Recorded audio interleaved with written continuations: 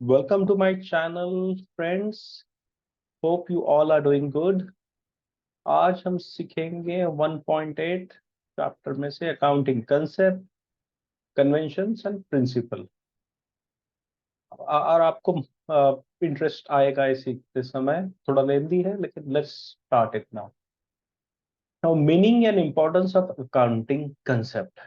Okay, accounting is means of communicating the result of a business operation to various parties interested in or connected with the business.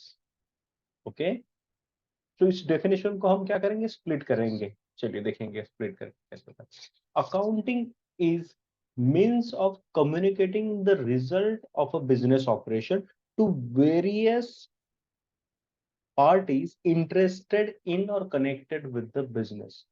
एक तो है business result और दूसरा है कुछ parties है उनको इंटरेस्ट है अपने बिजनेस से, नहीं तो कनेक्टेड है, लाइक शेयर होल्डर और the owners. Okay, so the examples are this: the owners, creditors, investors, bank, financial institutions, government and other agencies. Hence this is rightly called as the language of a business, right?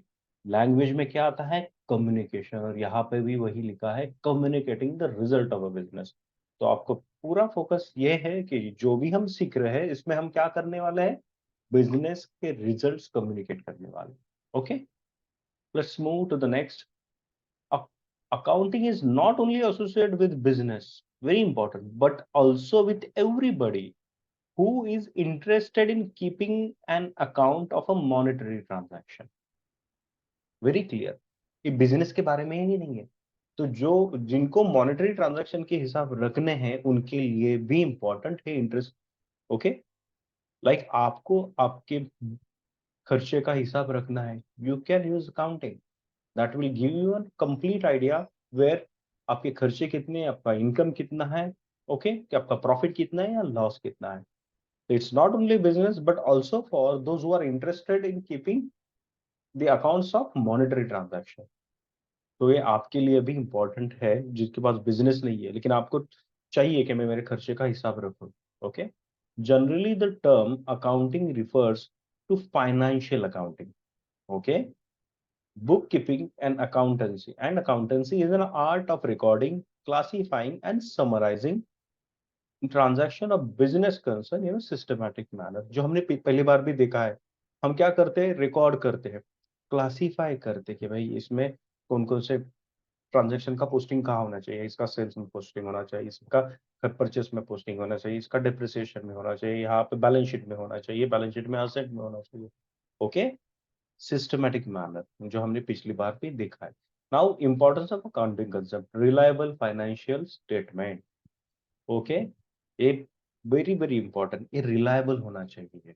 Okay, जो भी ये देखेगा, जो भी party इसको देखेगी, they can trust it. Okay, they should trust it. उसके लिए बहुत से टाइम पे आप देखोगे पेपर में, न तो इंटरनेट पे भी बहुत से कंपनियों के फाइनेंशियल रिजल्ट्स क्या होते, पब्लिश होते, वहां पे स्पेसिफिकली लिखा होता है audited unaudited. See, now you tell me which is more reliable, audited और नॉन ऑडिटेड? नॉर्मली ऑडिटेड को मोर रिलायबल किया जाता है क्योंकि थर्ड पार्टी उसको क्या करती, चेक करती है। Even though it is unaudited, it has to be reliable, but जब ऑडिटर से आता है तो और सर्टिफाइड होते आता है। Okay, so whatever financial statement you provide, it has to be reliable. Uniformity in presentation, अभी वो क्यों चाहिए यूनिफॉर्मिटी इन प्रेजेंटेशन? पहला क्वेश्चन होना चाहिए व्हाई, व्हाई ये चाहिए? क्योंकि दैट फैसिलिटेट कंपैरिजन। हम जिस टाइम में रह रहे हैं वहां पे बहुत सी company, like for shareholders, investors, 10 कंपनियां हैं, मैं स्पेसिफिक ए कंपनी में ही क्यों इन्वेस्ट करूं, बी में क्यों नहीं? तो इसीलिए जब भी फाइनेंशियल स्टेटमेंट आता है वो यूनिफॉर्म होना चाहिए, so that it will facilitate comparison. Now third is generally acceptable basis of measurement. Okay, why again? Comparison के लिए होना चाहिए और अंडरस्टैंडिंग के लिए भी इंपॉर्टेंट है। Proper information to all. Okay, ये पूरा होगा तो एक ही स्टेटमेंट आपको क्या हो सकता है, अब मैंने कमेंट्स लिखे, you need to have one statement for all. हम ऐसे नहीं बोल सकते कि ये स्टेटमेंट मैं शेयर होल्डर को दूंगा, ये स्टेटमेंट मैं बैंक को दूंगा। एक ही स्टेटमेंट आपको देना पड़ता है शेयर होल्डर को। इनकम टैक्स के लिए थोड़े रूल अलग होते हैं, तो in that case income tax के लिए हम क्या करते हैं, अलग स्टेटमेंट बनाते हैं। But for you proper information to all is very important. भाई एक ही स्टेटमेंट हम सबको दे सकते हैं और वो पूरा इंफॉर्मेशन देगा। वैलिड एंड अप्रोप्रिएट assumption, क्यों चाहिए वैलिड और appropriate assumption? To be sure, कोई बंदा समझो 10 कंपनियां हैं, 10 कंपनी अपने अलग अलग इंफॉर्मेशन ये कर देंगे, क्या करेंगे, assumption यूज करेंगे, तो फेयर पिक्चर होगा नहीं होगा। इसीलिए जो भी assumption आप यूज करेंगे that should be fair assumption, appropriate assumption, और that will also facilitate comparison. Okay, now let's go to the some of the important concept that, okay, so important concept, पहला कौन सा है, business entity, very important concept. This concept implies that the business unit is separate and distinct from the owner or owners. That is the person who supplies capital to it. Owner कौन रहता है? The person who gives the capital, who put their money into the business. That person should be separate from the business. You're getting me? Though he is the one who started the business. Like Reliance case में Ambani family ने वो business चालू किया, but Reliance is separate and Ambani family is separate. वो person separate होता है और उसका बेनिफिट पहले क्या होता है पता है, लिमिटेड लाइबिलिटी। लिमिटेड लाइबिलिटी क्या होता है, समझो कल जाके बिजनेस बैंकर हो भी गया तो बिजनेस के लाइबिलिटी जो भी रहते हैं वो बिजनेस तक ही रहते हैं, बिजनेस के ओनर के घर तक नहीं जाते। बोलो तो क्या, कि समझो बिजनेस लॉस में गया तो बहुत हो गया, फाइनली क्या होगा, ओनर का जो भी कैपिटल होगा उतना जा सकता है, उसके ऊपर ओनर की लाइबिलिटी होती नहीं। But in case of proprietorship, okay, एक शॉप ओनर है, ओके, खुद का बिजनेस है, कल बिजनेस उसके शॉप में कुछ लॉस आया ना तो उसके घर की प्रॉपर्टी पे भी लोग अटैचमेंट लाते हैं, राइट। लेकिन बिजनेस कंट्रोल, बिजनेस एंटिटी में क्या होता है, उसकी ओनरशिप, उस आदमी की बिजनेस की स्टैंडिंग उसके ओनर से अलग रहेगी। So what is this? Let's read it. Based on this concept, accounts are prepared from the point of view of the business and not from the point of view of owner. Hence, the business is liable to the owner for capital contributed by him. See, very important. Though business is created or entity उस owner ने चालू की है, business is liable to पे to the owner, और इसीलिए capital हम कहाँ पे दिखाते हैं, लाइबिलिटी साइड में। बिजनेस के बैलेंस शीट में हम कैपिटल लाइबिलिटी साइड में दिखाते हैं क्योंकि वो बिजनेस की लाइबिलिटी है। What does that mean, business और ओनर अलग अलग है। I hope this is very clear. According to this concept, only business transactions are recorded in the books of account. Okay, personal transaction of the owner are not recorded. Clear है, because हमने ऊपर देखा है कि business का entity और उसका owners का एंटिटी अलग है, but their transaction with the business, such as capital contribution to the business, cash withdrawn from the business for the personal use, will be recorded in the books of accounts. Getting me? समझो owner ने capital invest किया business में, okay, ने तो cash withdraw किया from business, तो वो transaction क्या हो रहा है, बिजनेस को इम्पैक्ट कर रहा है, तो क्या होगा, वो ट्रांजैक्शन बुक होंगे। It implies that the business itself owns the asset and liability, right. Separate entity है, बिजनेस अलग है, उसका ओनर अलग है। Okay, now see the example. Half of the building is used by the business office and other half of the building is used for the residence of the proprietor. It The total rent of the building is 50,000. Then only 25,000 will be deducted as drawing from the proprietor's capital. आपको समझ में आया? 50,000 रुपया building का rent है, लेकिन आधी building कौन यूज कर रहा है? ओनर यूज कर रहा है। तो in that case 25 rupees will be deducted as drawing from the proprietor's capital. 25,000 रुपया प्रोप्राइटर ने खुद के लिए खर्चा किया है। ओके, और ये जो 25,000 रुपया रेंट है वो हम कहाँ पे दिखाएंगे?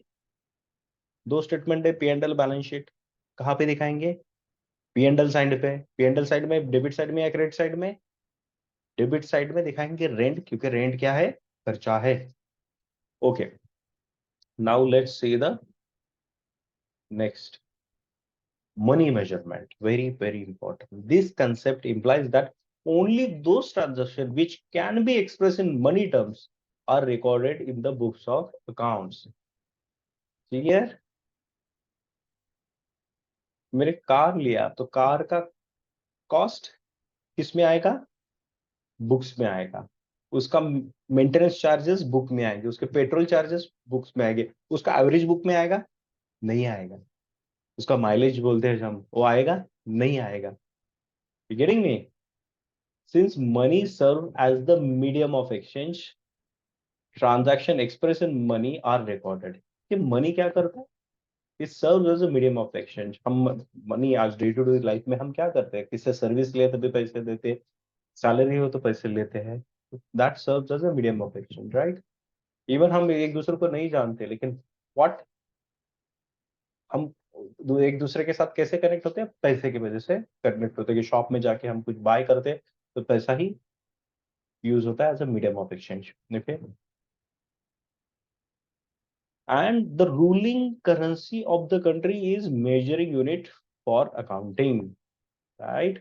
So इंडिया में हम क्या यूज करते हैं? Rupees, INR। वैसे यूएस में क्या होगा? यूएस डॉलर होगा। यूरोप में यूरो होगा। Okay, the transaction which do not involve money will not be recorded in the books of account.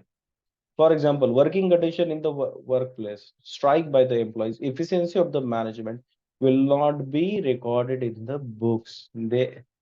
As they are, they cannot be expressed in terms of money. Very important, right? लेकिन मुझे बताइए कि आप expect कर रहे हो strike अगले साल में, वैसे दिख रहा है सिचुएशन, इन दैट केस ये बुक्स में आना इंपॉर्टेंट है क्या नहीं आना इंपॉर्टेंट है? I tell you, it should be come as a thread. ये है कि आगे जाके बिजनेस पे कुछ तो भी इम्पैक्ट होने वाला है। तो ऐसे करके आप नोट में दे सकते हो, as that cannot be expressed in terms of money. It helps in understanding of the state of affairs of business, as money serve as the common measure by means of which heterogeneous fact about the business are recorded. For example, if business has 5 computers, 2 tables, 3 chairs, the asset cannot be added to give its useful information unless they are expressed in monetary terms. Rupees 1,50,000 for computers, 15,000 table, 2,500 for chairs. Okay, हम ऐसे नहीं लिख सकते कि 5 computers है, table मेरे पास 2 है, 3 chairs है। तो हमको क्या लिखना पड़ता है? 1.5 लाख रुपए का मेरे पास फर्नीचर है, उसमें कंप्यूटर 15,000 रुपए है, टेबल 2,000, ऐसा computer is 15,000 something like it. Okay, now cost concept. An asset is recorded in the books on the basis of historical cost. Okay, that is the acquisition cost. Cost of acquisition will be the basis for all further accounting. It does not mean that the asset will be shown at cost. It is recorded at the cost of the time of the purchase, but it is systematically reduced in its book value by charging depreciation. An asset is recorded in the books on the basis of historical cost. Historical cost बोलो तो क्या है? उसका acquisition cost. Okay, जब हम कुछ ऊपर के एग्जांपल में समझो हमने कंप्यूटर्स लिए 1.5 लाख रुपए के, तो उसका एक्विजिशन कॉस्ट क्या हो गया? 1.5 लाख रुपए। Cost of acquisition will be the base for further accounting. आगे जाके जब भी आप डिप्रिसिएशन उस पर चार्ज करोगे तो कौन से बेसिस पे करोगे? कॉस्ट ऑफ एक्विजिशन, 1.5 लाख रुपए के बेसिस पे ही करोगे। Okay, it does not mean that the asset will always be shown at cost. It is recorded at cost at the time of purchase, but it is systematically reduced in its book value by charging depreciation. क्या रहेगा? 1.5 लाख रुपए है मेरे, अभी समझो इस साल में हमने एसेट परचेस किए 1.5 लाख रुपए के। अगले इस साल के एंड में क्या करेंगे? हम उसको डिप्रिसिएट करेंगे लेस से 10% से। तो 15,000 रुपया डिप्रिसिएशन हो गया, तो लास्ट में उसका बुक वैल्यू कितना रहेगा? 1,35,000। और सिमिलरली नेक्स्ट ईयर में हम क्या करेंगे? फिर से 10% डिप्रिसिएशन चार्ज करके वैल्यू रिड्यूस करते जाएंगे। Now let's see the example. Furniture is purchased for 3 lakh. Okay, and same cost has been recorded in the books. In the case of market value goes to 1 lakh or 1,50,000, it will not be considered. Understood? कि मैं 3 लाख का furniture लिया है, तो वो 3 लाख में ही दिखेगा। 1 लाख, दो द वैल्यू हैज रिड्यूस, वो 1 लाख या 1.5 लाख हम दिखाएंगे नहीं। Now, consistency concept. Any policy adopted for accounting should be continuous and continuous throughout the business, and it need not to be changed generally unless and until circumstances demand. However, it does not stop any improvement or new technique, but it should be disclosed with a note. देखो, depreciation का एक normal example हम देंगे। दो type के depreciation रहता है, straight line depreciation और fix percentage basis. Straight line depreciation में आप क्या करते हैं? ऊपर का एग्जाम लेके 1.5 लाख रुपए का मेरा फर्नीचर है, नहीं तो मेरा कंप्यूटर है, उसका ये है 10 साल का लाइफ है। ओके, तो 10 साल का लाइफ में बोलो तो हर साल में कितना डिप्रिसिएशन रहेगा? 15,000 रुपया। ओके, तो वो मेथड समझो आप यूज कर रहे हो, तो आगे जाके वो फ्रिक्वेंटली आप चेंज नहीं कर सकते। You have to follow it continuously and consistently. वो स्टॉप, एनी इंप्रूवमेंट और न्यू टेक्निक स्टॉप किया नहीं जाता, लेकिन आपको प्रॉपर नोट डिस्क्लोजर देना पड़ता है। Okay, so it is very important कि जो भी आप पॉलिसी आप फॉलो करते हो कंटिन्यूअसली होना चाहिए, कंसिस्टेंसी होना चाहिए। क्योंकि एक साल का रिजल्ट आप देखोगे अलग दिख रहा है, दूसरे साल का रिजल्ट देखोगे अलग दिख रहा है, तो कंपैरिजन फैसिलिटेट नहीं होता। और शेयर होल्डर लोगों के लिए, इवन मैनेजमेंट के लिए, that would be very difficult to understand. Compare कैसे करें? नॉर्मली जब आप पॉलिसी चेंज करते हो तो आपके रिजल्ट्स अलग रहेंगे, वो कंपैरिजन करने के लिए डिफिकल्ट होगा। A company adopt fixed example देखेंगे, a company adopts fixed installment methods for charging depreciation on fixed asset from the beginning till the end of estimated life of the asset. You getting me? समझो उसका 10 साल का life है, अपने 5 साल में अलग डिप्रिसिएशन मेथड कर रहे हो, नहीं तो एक साल में अलग कर रहे हो, दूसरे साल अलग कर रहे हो, तीसरे साल अलग कर रहे हो, so that is not allowed. Conservatism. While recording the business transaction, we have to anticipate no profit, but provide for all possible losses. It encourages the certain secret reserves by making excess provision to prevent losses. The income statement may show lower income, and the balance sheet overstate the liability and understate the asset. This policy of recording is asking the accountant to play safe while writing the books. सीधी बात है, conservative principal हम करते हैं कि income थोड़ा कम दिखाओ, right? We have to anticipate no profit but provide all possible losses. कि कुछ लॉसेस, जैसे मैंने आपको बोला कि स्ट्राइक का एक केस मैंने बोला कि कुछ आपको, sorry the strike is not a right example I would say, लेकिन आपको ऑल पॉसिबल लॉसेस यहाँ पे दिखाना है। इसको एक कंजर्वेटिव प्रिंसिपल बोलते हैं। Encourage a certain secret reserve by making a excess provision. The closing stock, चलिए एग्जांपल देखें। The closing stock in the factory is valued 25,000 at the cost price and 35,000 at its market price. Closing stock के दो value है। Factory में जो उसका cost price वो 25,000 है, मार्केट प्राइस उसका क्या है? 35,000. But while recording in the books, the value is 20,000 will be considered being the lowest of all, right? जो कॉस्ट उसका है उस पे दिखाएंगे, ना के उसके मार्केट वैल्यू पे।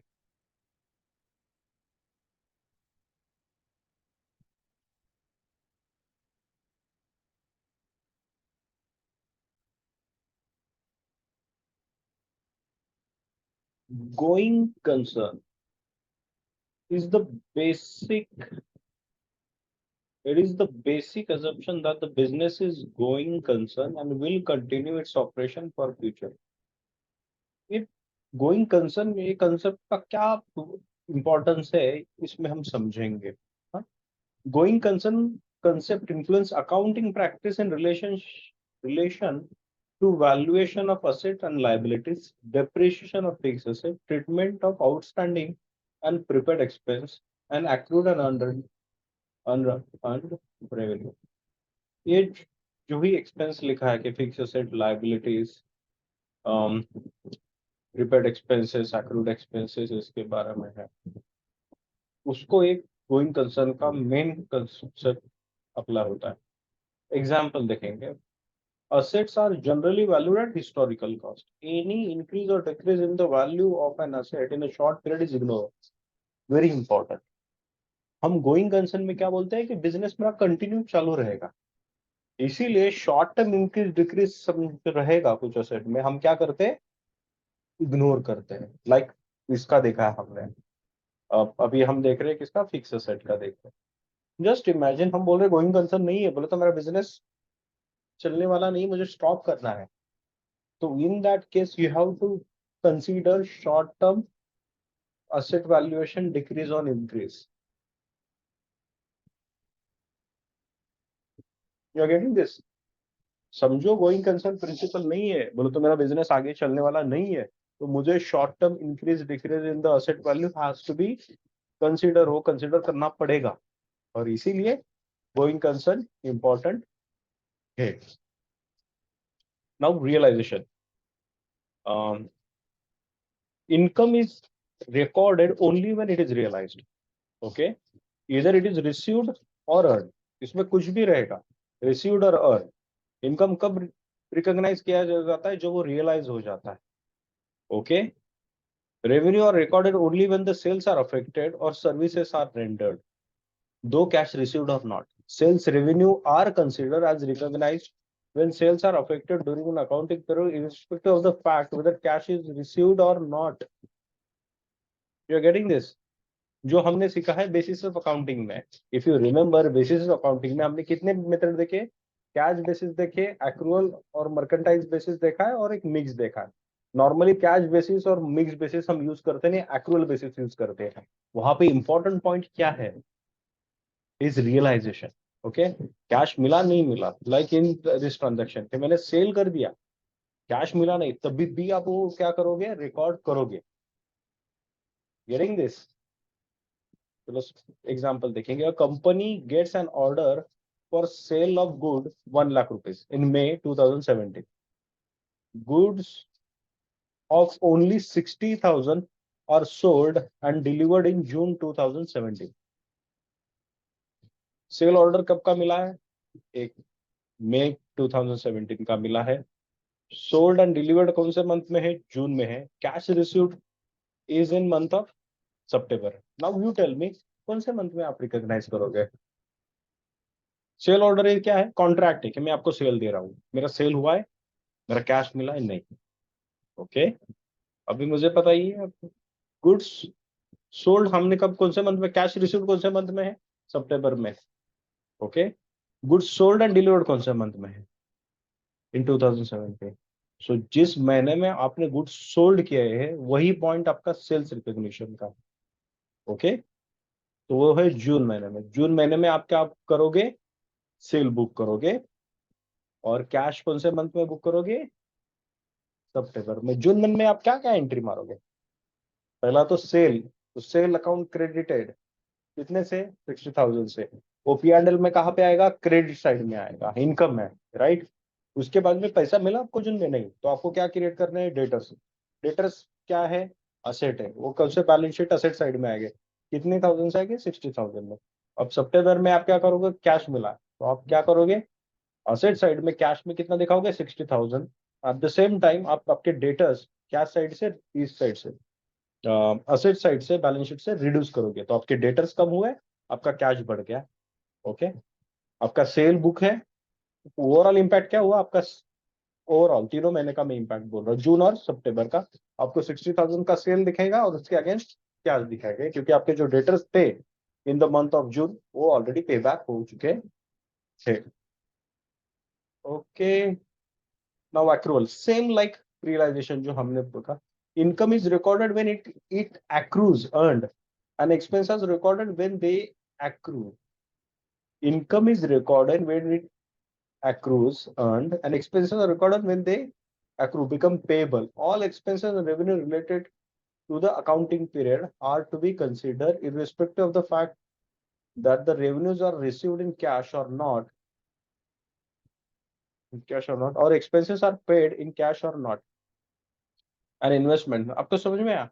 आपको जब कब एक्रू करना है? जब आपका एक्सपेंस ऑलरेडी सर्विस मिल गया है, तो आपको, नहीं तो आपको गुड्स मिल गया तो आपको बुक करना है। कैश आपने दिया है नहीं दिया उससे आपको मतलब नहीं है, आपको आपका लाइबिलिटी रिकॉग्नाइज करना है। नाउ यहाँ पे हमने एफडी का एक इन्वेस्टमेंट का एग्जांपल देखेंगे। Company invested 1 lakh rupees with a bank for 1 year on 1st of October 2015. Bank has to pay the interest 10% on its maturity, that is 30th of September 2016. Just एक visualise किया, 30th सितंबर को bank ने आपको interest नहीं दिया, आप क्या करोगे? आप इंटरेस्ट दिखाओगे P&L में on 30th of September, okay, as an income, और डेटर्स दिखाओगे बैंक के नाम पे at 10% of 1 lakh rupees. Okay, now dual aspect. According to this concept, every transaction or event has two aspects, that is double entry, जिसको बोलते हैं dual effect. For example, when Akshay start a business with cash 5 lakh, on one hand the business get cash 5 lakh, and on the other hand a liability arises that the business has to pay Akshay a sum of rupees 5 lakh. This concept is recognizes the fact that for every debit there is a corresponding and equal credit. Okay, this is the basis of the interest system of double entry bookkeeping. From this concept, the basic accounting equation arises, that is capital plus liability is equal to asset. Simply, debit है तो credit है और equal value का रहेगा। समझ में आया? Credit है तो डेबिट है और इक्वल वैल्यू का रहेगा। जब हमने जो भी एग्जांपल देखे, ऊपर का इंटरेस्ट का एग्जांपल लीजिए, हमने क्या बोला? जब भी बैंक ने, even though bank has not paid us the interest, bank ने इंटरेस्ट हमको नहीं पे किया, तभी हम क्या बोल रहे हैं? इंटरेस्ट हम इसके दिखाएंगे P&L में, इनकम में, और at the same time balance sheet में हम असेट दिखाएंगे टू दैट एक्सटेंट। ओके, और 10% of 1 lakh is how much? 10,000, तो 10,000 आप इंटरेस्ट दिखाओगे P&L में इनकम, ओके, और डेटर्स में दिखाओगे बैंक के नाम पे 10,000 रुपीज। बोलो तो क्या हो गया? एक जगह पे क्रेडिट है वो इंटरेस्ट है, एक जगह पे डेबिट है वो क्या है? 10,000, इक्विवेलेंट हो गया। हर अकाउंटिंग एंट्री को डबल एस्पेक्ट होते हैं। ओके, तो यहाँ पे उन्होंने एक इक्वेशन दिया, capital plus liability is equal to asset, right? otherwise, or in terms all liabilities, total liabilities equal to total assets. Now disclosure, the account must disclose all material information. Okay, the accounting report should disclose full and fair information to the related parties. The financial position and performance should be disclosed very honestly to all the users. The financial position means the balance sheet of the business, and financial performance is the business result in terms of the profit or losses and income and expenses in the profit and loss account. All information disclosed should be relevant, reliable, comparable, understood by all the concerning authorities. Okay, जो भी material information है आपको देना ही पड़ेगा। You cannot escape any material information. It should B relevant, it should B reliable, comparable, understandable. इसीलिए जो भी accounting principle हम ऊपर पढ़ रहे हैं और पढ़ा हुआ है, डबल एंट्री बोलिए, तो एक्रूअल बेसिस बोलिए, रियलाइजेशन बोलिए, गोइंग कंसर्न बोलिए, कंजर्वेटिज्म बोलिए, कंसिस्टेंसी बोलिए, कॉस्ट कंसेप्ट बोलिए, और मनी मेजरमेंट, सब कंसेप्ट आपको क्या करना है? फॉलो करना है। Okay, now the materiality. According to this convention, financial statements should disclose all material items which might influence the decision of the user of the financial statement. Hence, any item which is not significant and is not relevant to the user need not to be disclosed in the financial statement. This principle is basically an exception to the full disclosure principle. The term materiality is subjective in nature. Materiality depends upon the amount involved in the transaction, size of the business, nature of the information, requirement of the person making decision, etc. An item material to one person may be immaterial to another person, right?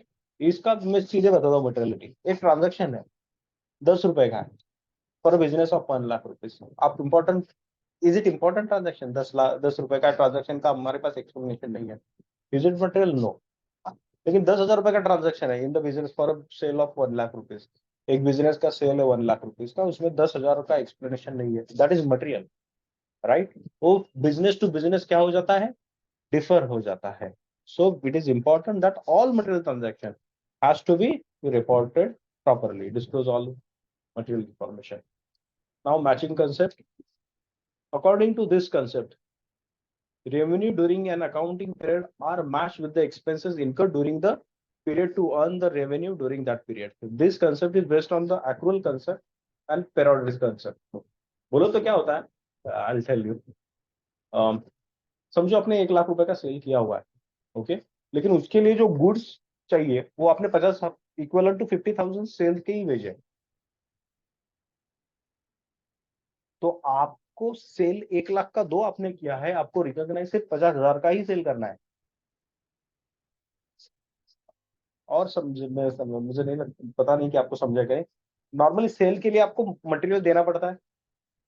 समझो 5 लाख का car भेजा तो आपको car बेचना पड़ेगा। समझो 2 car भेजे आपने, एक कार का कीमत 5 लाख है, 2 कार बेचे तो कितना हो गया 10 लाख। 10 लाख का कार आपने बेच दिए, लेकिन एक्चुअली डिलीवरी एक कार का ही किया आपने। हाँ, आपने 5 लाख का कार बेचा, वो आपको मिला है 4 लाख में, तो आपके बुक में आपने एक ही कार उसको ये किया, डिलीवर किया, तो आपको सेल कितने का बुक करना है? एक कार का, which is 5 lakh not 10 lakh. You are getting me? To that extent ही आपको रेवेन्यू ये बुक करना है। This concept based on the accrual concept and periodicity concept. Periodicity concept fixes the item frame for measuring performance and determining the financial status. All expenses paid during the period are not considered, but only the expenses related to the accounting period are considered. इसका meaning क्या है? Periodic concept में आता है। Just an example, आप एक साल का, जस्ट हाइपोथेटिकल एग्जांपल, आपने एक बिल्डिंग रेंट किया, ओके, रेंट पे ले लिया, आपको रेंट है 1 लाख रुपया साल का, okay.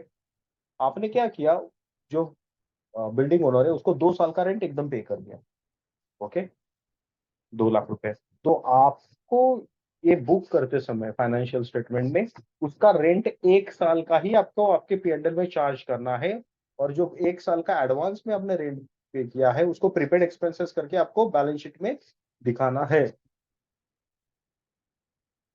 It's a matching concept, it's a part of matching concept. आपने एडवांस एक्सपेंस पे किया है जो अगले साल के, वो आप इस पीएनएल में नहीं डाल सकते हो, और नहीं डाल सकते तो आपको क्या करना पड़ेगा, 1 साल का ही एक्सपेंस आउट करना है रेंट, और 1 साल का जो एडवांस रेंट पे किया आपको प्रीपेड एक्सेस में दिखाना है। ये मैचिंग कंसेप्ट है, और this facilitate comparison, reliability, right? Reliable कैसा रहेगा, स्टेटमेंट मेरा रिलायबल हो जाता है। नहीं तो मैं 2 साल का ये कर दिया, रेंट बुक कर दिया, लेकिन मेरा रेवेन्यू अगले साल का तो अगले साल में आएगा, इस साल में नहीं आएगा। You getting me? On this, on the basis of this concept, adjustment are made for the outstanding and prepaid and accrued and unearned revenue. Adjustment for outstanding expenses. Similarly, आपको समझो एक आपका रेंट देना है आपको इस साल का, लेकिन आपने रेंट दिया ही नहीं, okay, in that case you have to make the provision. आपको इस साल का रेंट का प्रोविजन दिखाना है, आपको आपके पीएनएल में रेंट दिखाना है 1 लाख रुपया, आपको आउटस्टैंडिंग एक्सपेंस में एज अ लाइबिलिटी दिखाना है 1 लाख रुपया, ओके। पिछले में प्रीपेड एक्सपेंसेस हमने असेट बोला था, इस टाइम में हम आपने रेंट पे नहीं किया तो आपको आउटस्टैंडिंग लाइबिलिटी में 1 लाख रुपया दिखाना है, at the same time rent PNL expense में 1 लाख का दिखाना है। Also, due provision are to be made for depreciation of fixed asset. Similarly, fixed asset हम भी depreciation किसको देते हैं, नहीं दे सकते थे, राइट? हम वो प्रोविजन करते हैं किसके लिए, यूज ऑफ असेट। तो वो डेप्रिसिएशन का प्रोविजन भी आपको करना है, बैड डेट्स का भी प्रोविजन फॉर बैड डेट्स, क्या आपको पता है ये पैसे मिलने वाले नहीं है, एक आधा डेटर से आपने उसको फॉलो अप कर रहे हैं, वो दे नहीं रहा, तो प्रोविजन फॉर बैड डेट जो रहता है उसके लिए भी आपको क्या करना रहता है, ये करना रहता है related to accounting period. Thus, it matches the revenue earned during an accounting period with the expenses earned during that period to earn the revenue before sharing any profit or loss. आप जब भी share holder को profit और share कर रहे हो, profit और loss, उसके पहले आपको देखना है कि मेरे revenue are matches with my expenses, कि मैंने ओवरस्टेट तो नहीं किया रेवेन्यू, क्या मैंने अंडरस्टेट नहीं किया एक्सपेंसेस या ओवरस्टेट नहीं किया। आपको सब देख के जो रिलायबल स्टेटमेंट है वही शेयर होल्डर को क्या करना है, सबमिट करना है। एंड ये थोड़ा एक्सरसाइज आपके लिए दिया हुआ है, then that you can check it out, right.